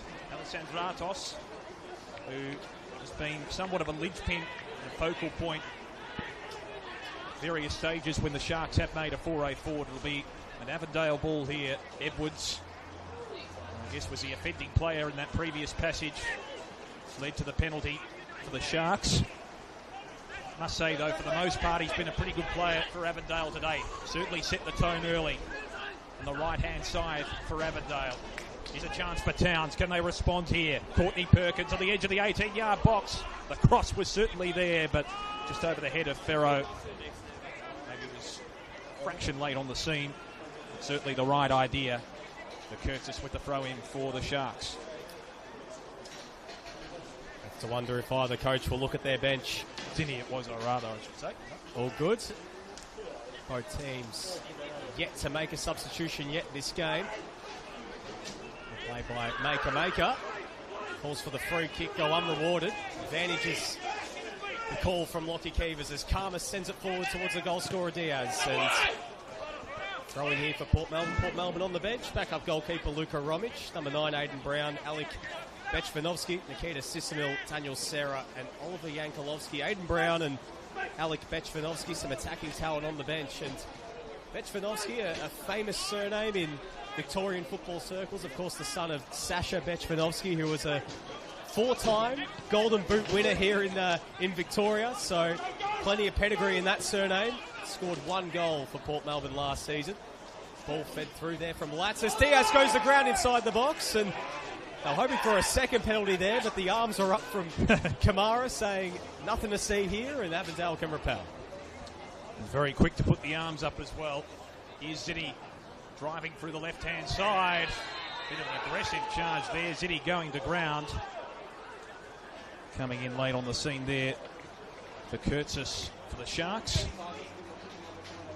So in the possession now of Avondale through the agency of Katabian. What can they orchestrate here? They've got Ott certainly deep, wandering around the edge of the 18-yard box. Recipient here is Wellsmore on the right-hand side now. Towns trying to look for Courtney Perkins, can't protrude through. It was a bit of a tug of the jumper there on Latsis, who tried to absorb the pressure, gives up possession. Courtney Perkins with a long throw in the Ott direction. He's outnumbered on that occasion. Wonder if they'll continue to double team him here, the Sharks. Nicholas Dent. Now they've got some room on the right-hand side. Ferro looks inbound. Chance for Markovski. Looms forward ominously. Will he go from long range? Coming in late there was Kamara, who falls to the turf. And the referee just having a few words. The yellow card comes out. Just having a look at Coach John Markovski before there, Damien, who was absolutely livid. They didn't get that call for the tug of the shirt. I believe they should have had a free kick earlier, and they were looking dangerous in that moment of transition there, and expecting Markovski to really unwind from outside the box there, but in the end, just a little bit late on that challenge. Just having a look here, it does look like Avondale getting ready for a sub. Assistant coach there, Jeff Fleming. He's got the piece of paper he's handing there to fourth official Michael Mammis, and all that attacking talent they have on the bench. When you've got the likes of Manny Agwet, Kerr, Stefan Valentini, Christian Trajewski, it's an embarrassment of riches to bring on to try and sew this game up. A slip in the middle of the park there from Curtis as Towns feeds it through. Ott bearing down on goal and puts it into the back of the net. George Ott makes the Sharks pay. They restore their 2-goal advantage. And that moment, that slip there from Curtis just opened the door, just ajar there for Avondale. And George Ott was going to make no mistake with that one. He's first of the season. And Avondale take the lead 3-1. Well, we spoke about his presence only a few moments ago. The Sharks looking to try and double team him effectively, given his physical prowess. But that time he found space, didn't he? And he held his composure. He knew there was a big opportunity looming. That one just deflecting off the post and into the back of the net. Good composure there from Ott. The eyes were certainly wide open, and he took full advantage. And now a big task for the Sharks to get back into this contest. Just goes to show, isn't it? Going coast to coast. Miss an opportunity at one end, and it can be taken to the nth degree at the other end. I wonder if Avondale continue with their game style at the moment, which has been pretty frenetic. I've certainly enjoyed their attacking frame of mind as well. Tavir. Bryce has been prominent. Manos into the air, in which the blustery breeze catches it. It's certainly been a feature here at Avenger Park today. Edwards has been very good in defence. Bryce.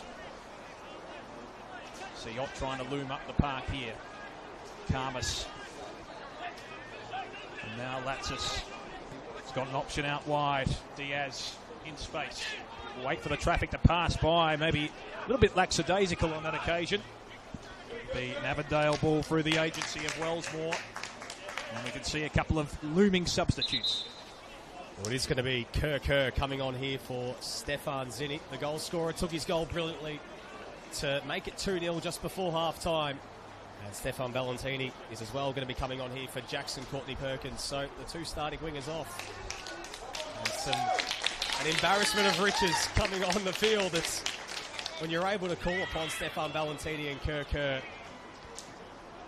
Tell you what, it'd be love and life for Zoran Markovski being able to bring the players of this calibre onto the field. Kerr, 9 goals last season, his first year at the Avengers. A very talented player, one certainly to keep an eye on. And of course, Stefan Valentini, his first home game back here at Avenger Park. The last time he was here, he was in Oakley Cannons colours and was leading the Cannons to the grand final. But of course, he's done a lot of his great work here in Victoria for Avondale, back for his second stint here at the Avengers. And of course, last time these two sides played, Kerr scored a brace. Correct. In the last of the home and away matches. Here's Kamara. Bryce, good control in that situation. Find Edwards here on the left-hand side. Looking forward to seeing what Kerr and Valentini, who was very good with his zip last week, can provide with those fresh legs. It's into the play here, Valentini. Edwards, whistle off the play.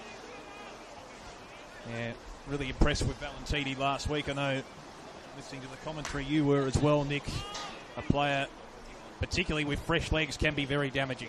Absolutely, being able to call his number with half an hour left. He's left this game and running at tight defences. I mean, you know, if you're Mark Latsis and Jonathan Bukurtis, you're really going to be up against it with those two players coming at you. And I mean, they're both such talented players. They're goal scorers. They're able to get in behind. They're able to supply for their teammates. I mean, it's easy to forget Stefan Valentini's a former Golden Boot winner in this competition. He has goals in him. And also the one thing as well is he's got a bit of cheek. He's a player who loves to get in the heads of his opponents. He loves to, you know, have a few words and try and draw the frustration, the ire of his direct opponents. So, you know, with them leading by 2 goals here, with the fullbacks already frustrated, you wonder if he's going to try and get in their heads a little bit more. Really been impressed. I know he gave away a penalty effectively earlier in this second half, but been impressed with Daniel Edwards and his game for Avondale today. His work rate has certainly been superb and not afraid to go and roam up on that left-hand side either. We saw that a lot of the first half, initiating a number of attacks. Here's Tavir, fancy footwork. However, he's stymied for possession here. Diaz, outnumbered. In comes Kerr. Diaz again trying to maintain possession, can't quite. Here's a chance for Wellsmore. Try and orchestrate an attack here. Kerr and Towns combining. Bryce has been prominent and omnipresent in this second half as well. The last line for Avondale. Towns and Kamara. Wonder if he wants to join in on the goal scoring party as well. Riding the hot hand at the moment. He's very good in the early minutes as well with his intensity. Speaking of which, here's a chance for Tavir. Can straighten up, balance, and this time past the back post. Opportunity goes Becky, but he looks so dangerous, particularly from that range. Look at Tavir. It's a player to certainly watch this year. Love to add to his goal tally. Of course, added one last week against the Cannons, scoring Avondale's first of their 2025 campaign. He's acquitted himself quite well, even just with the system and their transition. Sometimes that can, regardless of how good a player you are, sometimes it can work out, where you just acquit yourself quite well. Yep, absolutely. As Diaz drags that shot wide. You are right, though, Damon. Speaking to some people around the traps, they say that if there was ever an Avondale signing, Luca Tavir fits all the hallmarks. He is the sort of player that, you know, fits this system so well. A team that likes to play quick on the deck and really values those sort of players that like to get around the feet of a fleet-footed attack and able to get forward and cause problems. He's a very, very technical player, but not only that, so quick. Just a handful for opposition midfields. Regardless of how good you are, you can never really predict how you fit into the chemistry of a particular side either. We've seen that in the past in this competition too. It can go either way.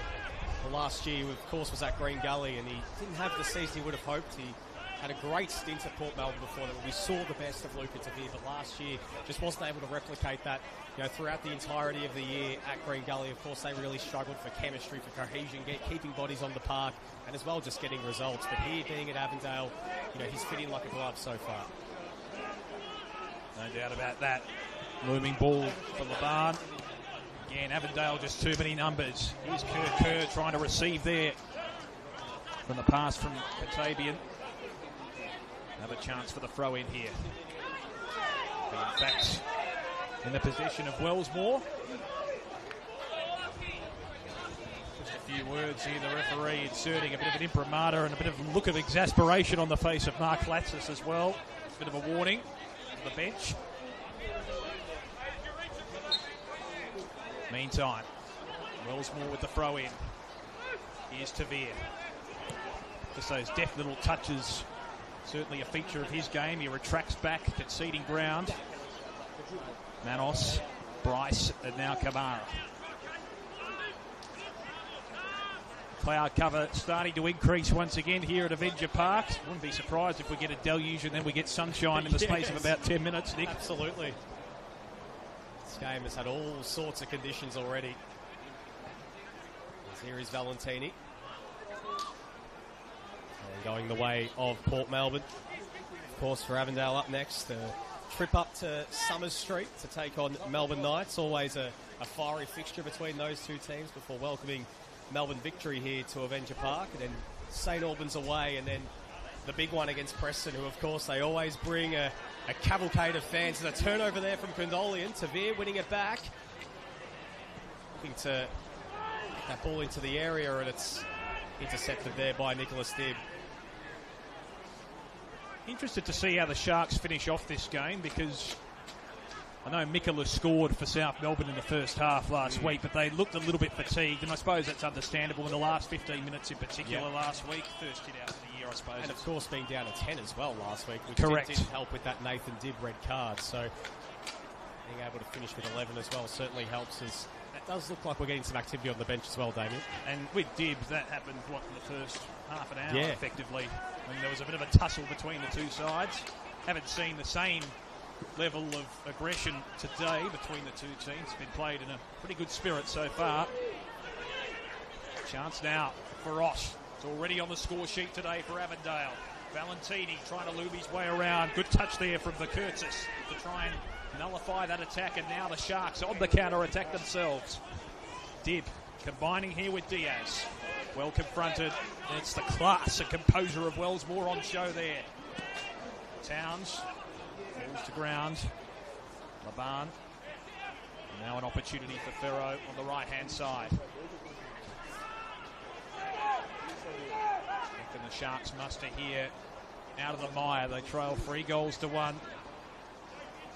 Haven't necessarily been disgraced, although Avondale have had the bulk of the possession so far. Not to a significant degree, but certainly the majority of the possession of the territory in this second half so far. From a Sharks point of view, they wouldn't want to rest on their laurels too much and concede. Laban. Wellsmore into the fray once again. There's Kerr trying to inject a bit of pace with the fresh legs. Towns. And now Kamara. Defence has been sturdy. I wouldn't say impenetrable, but it's been sturdy so far today. And they've maintained possession pretty well, known when to pull the trigger. They've been patient in their build-ups, and Bryce has certainly been a point of evidence for that, along with Edwards. So it looks like another double change on the way for Avondale, and there's going to be Christian Trycheski and Manny Agwek's name who have been called, and also looks like Aidan Brown getting ready to come on here for Port Melbourne, the young striker, formerly of Caroline Springs George Cross. It's Katavian's pass over the top, looks for Kerr, chases it down, does well to ride the challenge, on with the touch, but couldn't bring it under control, and wins the corner. And that's the speed of Kerr, just glides through the air. Fullbacks need to be careful when he's able to get in behind and cause problems like that. Not only the speed of Kerr, but also the control of George Ott in that situation. For a player who's quite tall, his level of ball control is very, very sound. We've seen that already on a couple of occasions today, particularly when he's double-teamed. Tavir's corner into the area, and it's nodded away. Katavian, though, chases it down, puts it right back into the area. There's a player down inside the box as the ball holds up in the wind. That's a bit of an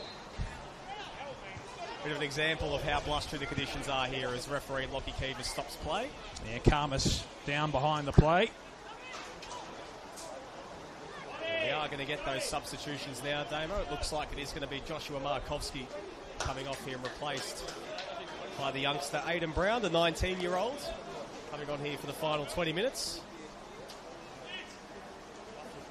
Wait and see who both Trycheski and Agwek are going to replace. And it looks like it's going to be Joey Katavian and George Ott. A very solid shift from Joey Katavian in the middle of the park, and also George Ott opening up his account for the new season. Certainly the sort of confidence he'd want to build off heading into the remainder of the campaign. No doubt about that. Just his level of composure under pressure has certainly been impressive today. Just hold on a moment here. It looks like Manny Agwek is going to have to require a little bit of extra TLC before he enters the field. Not exactly sure what the problem is, but I wonder if the fourth official, Michael Mammis, has spotted something, maybe a bracelet of sort or an extra bit of jewellery. I've seen that in the past before. Yes. He's got his right wrist reasonably heavily bandaged as well. He's a player that is not afraid to go toe-to-toe with the opposition, as we saw last week.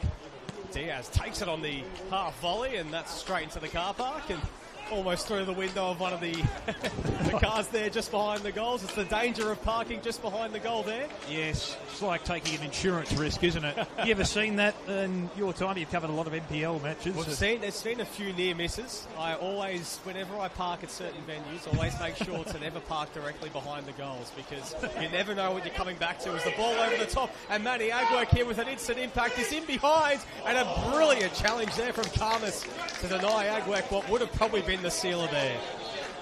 Just a level of respect too. I think Agwek acknowledging Karmas. Very, very good pressure in that situation. He remained composed. Player who certainly had to exude a lot of that last week. He and his teammate in Maker had to work overtime. So the corner here for Avondale. Tavir keeps it in a low trajectory, and the header coming in from the side, just wide. There, Agwek was waiting in the wings. Just couldn't quite find the back of the net. Talk about instant impact. 2 chances already with his first 2 touches. He's already exuding a lot of those fresh legs. He's a player who's very entertaining to watch. Throw in for Avondale. Edwards will combine here with Trajewski, who's just come on himself. Player who was certainly impressive last week, the way he combined, him and Tavir providing speed at opposite ends, opposite sides of the park. Here's Kamara. A bit of an understated role today. Here's a chance for Agwek. If he can run onto this one, he does, but can't quite control it. Condolian has had to work overtime. Spoken, sung his praises, even though he has conceded the 3 goals today. Certainly been under siege at various stages, which does make it difficult, but all the better for the experience, I'm sure, for the man who's only still 21 years of age. Executed a couple of good saves as well. Here's a chance for Wellsmore into the 18-yard box. Nice little touch here. Valentini trying to find Agwek. Didn't quite find his forehead. He knows where the goals are. He does. He was just looming around the back post with consummate ease. So a couple of half chances for Avondale in the last 5 minutes. Well, his last stint at Avondale, Damien, is what got him on the radar of Balzan over in Malta, where he spent the last couple of years. Seen a lot of that. I mean, Harry Sawyer's an example of that. Players who are happy to be somewhat journeyman. I think it takes a lot of skill to try and acquit yourself within various sides all across the world in various stages. Absolutely. I mean, Sawyer's an example of that, where he traversed around a fair chunk of the globe in various different places and really did stand out for South Melbourne last year. Now, obviously, on the books of MacArthur FC in the A-League right now, is Aidan Brown looking to get forward. This does well to corral him and win the throw in there, but just on Manny Agwek that season, it's an interesting stat from that year. One of the games he played in the Cup that year against Diamond Valley United, he scored 9 goals in a single game. So he certainly knows where the goals are. It's almost Archie Thompson areas v American Samoa circa 2001. I'd love to know how many chances he missed. If it was a perfect 9 for 9, or if there was potentially a few chances he left on the table. Yes, exactly. He could have potentially gone 13. I think some of the sturdy stalwarts of spectatorship would still find a way to be critical, wouldn't they? Absolutely. An opportunity here from a set piece, though, for Port Melbourne. He's still got time in this game to be able to create a bit of a grandstand finish. They haven't been disgraced, have they? Absolutely not. It's whipped into the area, and it's set up well there for Brown, who, if he got maybe a hair on that one in the end, but it finds its way through to Thomas Manos as Avondale look to go back the other way. Probably an element of surprise in his face as well. Brown, he had his face there. Try and execute the header. Impressed with Aidan Bryce today. Remaining composed in defence for Avondale. He and Gwick combining. He was very good last week as well. Here's a chance now for Tabia. Sweeps it out wide. Kerr looming ominously. 2 goals last time these two sides played in the last home and away round last year. Here's a chance for Bryce. Can he insert himself on the score sheet? Nice little touch. Opportunity for Valentini, who received there from Trychevsky. The flag goes up. But we've seen a few forays forward which have looked ominous from an Avondale point of view, and it looks like another change. Matt Reid looking to come on. And Kamara receiving the applause of the home fans here at Avenger Park. He certainly played his role today, and he comes onto the pine. Good to see Matt Reid back out there. He's had a lot of injury troubles over the last few years. A servant for quite some time here at Avenger Park, formerly of Moreland City as well. Towns chasing that one down and out for a throw-in.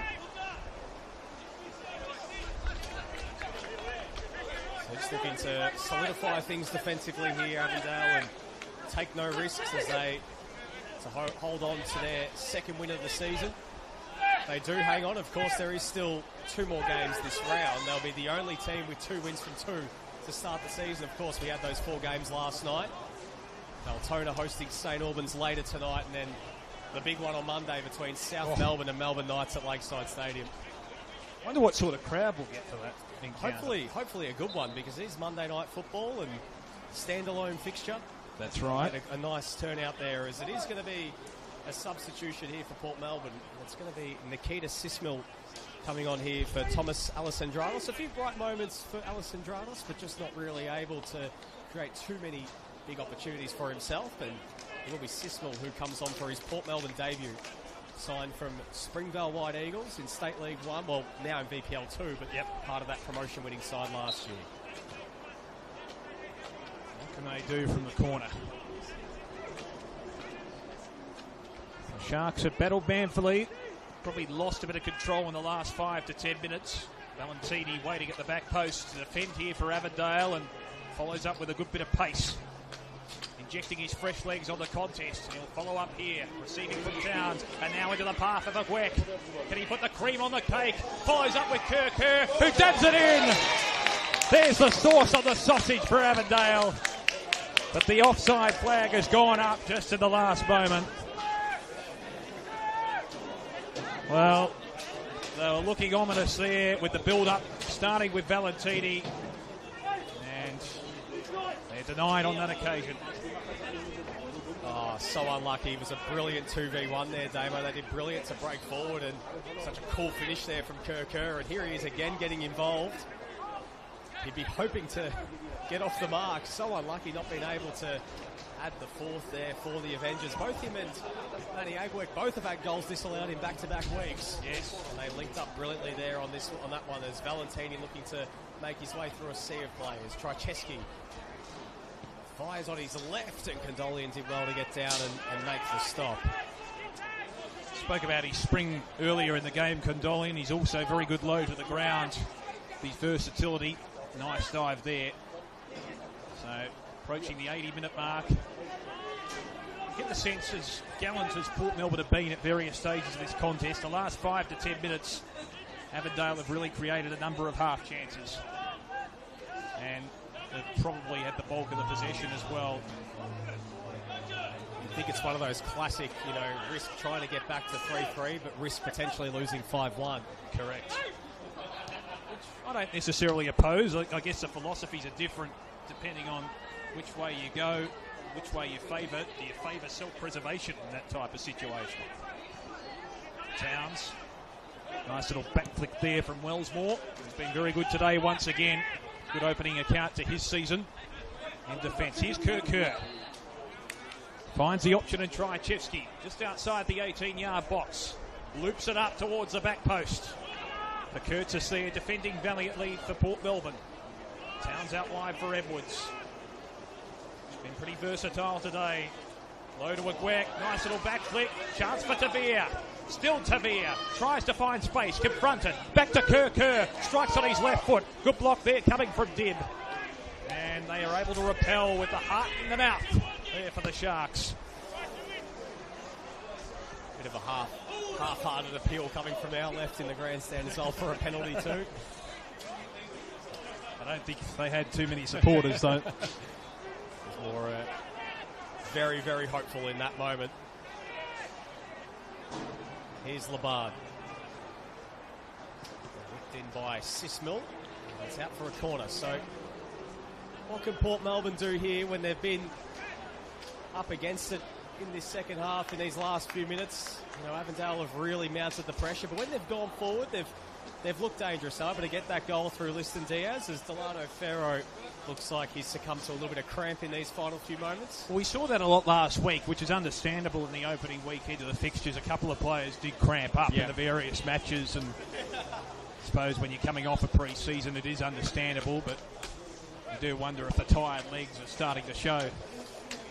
Well, John Markovski's not going to hesitate. He's turned straight to Alec Bechvanovsky. It looks like he's going to be coming on for Delano Ferro, who did win the penalty, leading to that Liston Diaz goal.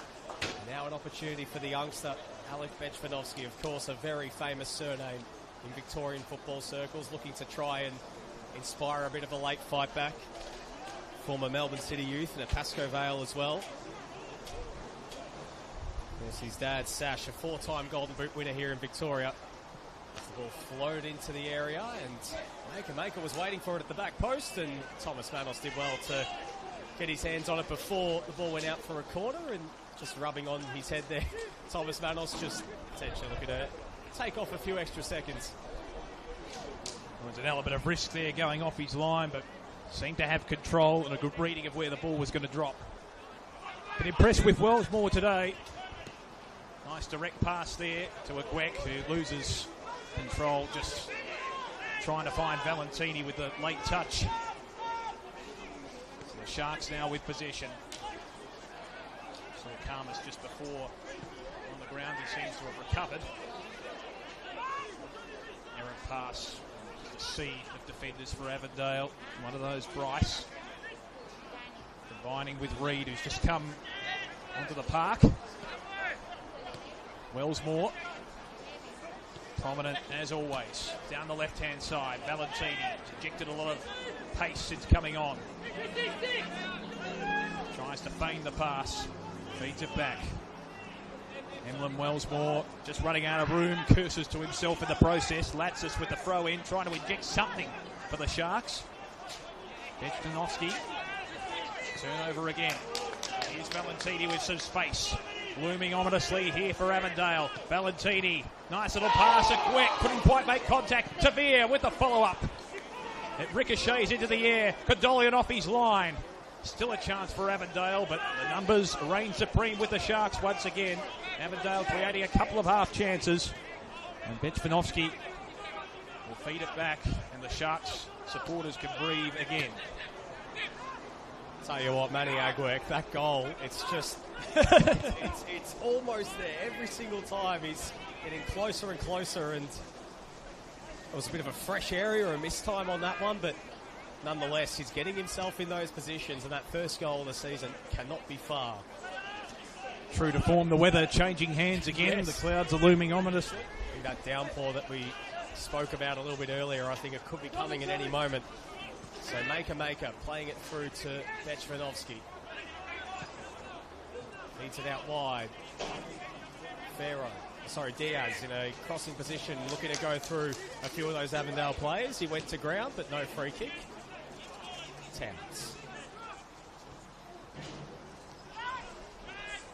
Valentini locking legs there with Anthony Laban, and a little bit of... The two were locked up a little bit and ended up bringing each other to the ground. They won the free kick on that occasion, did the Avengers. A classic entanglement. Of course, Stefan Valentini always in the thick of it. Anthony Laban as well, putting a big shift in the middle of the park for Port Melbourne today. formerly of North Geelong Warriors and Melbourne Victory's youth team. Make the announcement during the week, Nick. Obviously, been around this competition for a while. Very exciting times, certainly at this level of football in this country, not only in Victoria but right across the nation itself. Of course, the Australian Championship, which will kick off at the end of this season. Avondale, one of the foundation teams that will be involved. Leave that for just a moment, because Luca Tavira is bearing down on goal and forces a brilliant save from Cagolian, but it's into the path of Agwek, and finally he gets his goal. Game, set, match, Avondale. And they're cruising to their second win of the season. 2 from 2 for Zoran Markovski's side. He was huffing, he was puffing, but finally Manny Agwek gets that goal. And a nice double cobra to finish off in the celebration as well. You're right, he's been looming around that back post, waiting for the opportunity. There's been a couple. And on that occasion, Tavir was the one to set it up once again. It was a quality piece of play in the sense that he managed to find space when it looked a little bit confined in the early stages. We know he's pretty strong from long range. He was on target. Good save from Cagolian, but just not enough defensive help. And it ricocheted into the path of Agwek, who was Johnny on the spot. So 4-1 in favour of Avondale. Bit of a disappointment for the Sharks in the sense that they battled manfully for the first half and a bit, but you get the sense over the last 20 minutes, Nick, Avondale have really started to put the foot to the throat. They've had a plethora of opportunities, and the Sharks really have struggled to create opportunities of their own. Maybe fatigue setting in the last 10 to 15 minutes, and it's now reflected on the scoreboard. Can there be one more at it? Tavir trying to find his teammate in Trychevsky, who is working towards the back post. Header from Wellsmore. Here's a chance for Lavan. From halfway, trying to, in the back of his mind, maybe execute a David Beckham v Wimbledon circa 1996, but not quite on that occasion. There was no one forward of the play. I mean, at this stage of the game, why not? Why not? What do you got to lose? Wellsmore and Towns. Impressive performance from Avondale. They haven't had it all their own way for the entire 88 minutes so far, but they've taken their chances. They seem to be the fitter side as well. A bit more verve in their play in this second half. And that augurs well going forward throughout the season. Seeing Bryce been pretty consistent throughout the entire 88 and a half minutes so far. Reed to Wellsmore. Another player who deserves all the plaudits. Here's Agwek. Kerr betwixt between a couple of Sharks defenders. And they gave it up too easily there. Here's Wellsmore. Tries to find Kerr. Nice little touch. And maybe slightly off balance there. Falling to the turf there. Agwek, who wants to find a brace in this second half. So up next for Port Melbourne, as we spoke about a bit earlier, it doesn't get much easier. Oakley up next. It's a real tough start to the season for them, but of course Oakley still looking for their first win of the season. Defeat against Avondale, and they had to come from behind to get a draw against Green Gully last night, and then again at home against Gully, away at Melbourne Knights, and then back at home against Melbourne Victory. While of course Avondale on the road to Tomset Stadium, not Knight Stadium anymore, Tomset Stadium to take on Melbourne Knights. Here's Kerr to Edwards. They want a fifth here, do the Avengers. 3 minutes of added time. Enough time for them to potentially add to this, or for Port Melbourne to find another consolation. But then, of course, after that, back at home against Melbourne Victory. St Albans away, and then Preston Lions at home here at Avenger Park. Two of the foundation teams in the new Australian Championship. Looking forward to that kicking off towards the end of this year.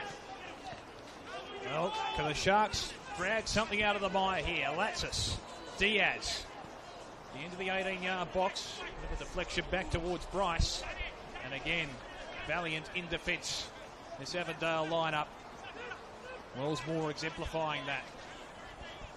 Here's Reed as we tick over the 90-minute mark. End of regular time. The sun bathing down across Avenger Park. quite symbolic. It's been an impressive performance from Avondale. They've started the season chock full of confidence. Probably exceeded expectations compared to the early minutes. Looked as if it would be a closer contest. Here's a Gweg. Inbound now for Trychevsky. Can he join the party? Not quite. He wasn't far away from the top right corner. He has goals in him. 9 goals last season, and that wasn't far at all. It just had that little bit of swerve late, and I'll tell you what, this Avondale team, they're really putting the foot to the throat right now. They want to build on that goal difference. Really put their marker down this season, as well as being one of the top dogs, as one of the contenders to get their name back on that championship they won 2 years ago. Oh, I was going to mention, they won it 2 years ago. Is there a sense of atonement for what happened last season maybe that's on their minds? Potentially. I mean, they'd be very disappointed in the way it ended, you know, losing a home semi-final, essentially going out in straight sets, you know. Feel like a bit of unfinished business. They've recruited strongly, and I think, you know, after a bit of a down year for them, not being at least part of that final dance in that grand final, they would be feeling that this year they want to try and get some silverware in the trophy cabinet. Here is Brown. The guy himself, Aiden Brown. Falls through inside the box, and it almost worked out there for the Sharks. And the flag is up for offside. For Port Melbourne, though, back to the drawing board. I think a lot of green shoots, though, they can take out of this game. Really, despite going down what is looking like it's going to be around 4-1, they can certainly take a lot going into that game back at home against Oakley next week. Yeah, I think there's still a lot to build on in terms of chemistry. I think fitness is something they've probably got to address as well. They just seemed a little bit flat in the last 20 to 25 minutes of this game. They haven't created as many opportunities as the final whistle blares here at Avenger Park. And Avondale, in their first home game of the season, claim a comprehensive victory over the Port Melbourne Sharks, 4-1. And the home fans certainly impressed with the performance, particularly in the second half, where they really did put the foot to the throat of the opposition. Yeah, a very, very good win here for Avondale. Of course, opening the scoring courtesy of that own goal. They had that 2-0 lead, which they got just before the breakthrough, Stefan Zini. Port Melbourne made a game of it. They got themselves back in the game. Great penalty from Liston Diaz, but as you said, Avondale just putting the foot to the throat, able to run away with a comprehensive win. Goals from George Otter, Manny Agwek getting off the mark as well. The perfect start to the year for them. 2 wins from 2. You know, they, as we spoke about, really looking to put their foot down this year, set the marker as the team to beat, and it's home for the disappointing way that 2024 ended for them. So 2 wins from 2. You can't be complaining too much if you're Zoran Markovsky and co. Perhaps maybe after no clean sheets in the first few games, if you're looking for something, that might be one thing they're looking for. But overall, defensively, they've looked good. They've looked good going forward, and I think it's all ticks in the Avondale camp going into round 3. And what impressed me as well, Nick, they didn't go into self-preservation mode when it looked as if the game was won. They created opportunity after opportunity. Maybe part of that was due to the fatigue of the opposition, but at the same time, Avondale, it's a good attitude to have. We saw it with a number of the top sides in the top echelon last season as well. When you're in front, you've got the momentum. Don't go into self-preservation mode. Put the foot to the throat and really send a message to the competition. That's what they've done today. Absolutely. And from a Port Melbourne perspective, back to the drawing board, certainly I think they didn't lose much losing from this game. I think, like, in terms of their performance, they really, I think they put up a good test, a good fight on the day, but really at the end, Avondale just showing their class. They're too strong and they're going to be one of the teams to beat. Port Melbourne, though, of course, back at home against Oakley next week. But 3 teams to take on, taking on 3 of the top sides from last year. You know, it's a real great way to sort of set yourself a barometer and a benchmark against what you're coming up against. And I think they'll be able to build from that and really build from the green shoots of this game. And they'll be hoping this year that they're able to start getting some points on the board sooner rather than later. But we're signing off here from Avenger Park. Thank you very much for tuning in to the NPL Victoria YouTube page. We hope you've enjoyed it. Tune in for more football throughout the weekend. There's more happening across the Westgate between Altona and St Albans tonight, and then Monday night football between South Melbourne and Melbourne Knights. Looking forward to that one out at Lakeside Stadium. But signing off here, Nick Tabano and Damien Watson taking you through all the action. It's Avondale 4, Port Melbourne Sharks 1.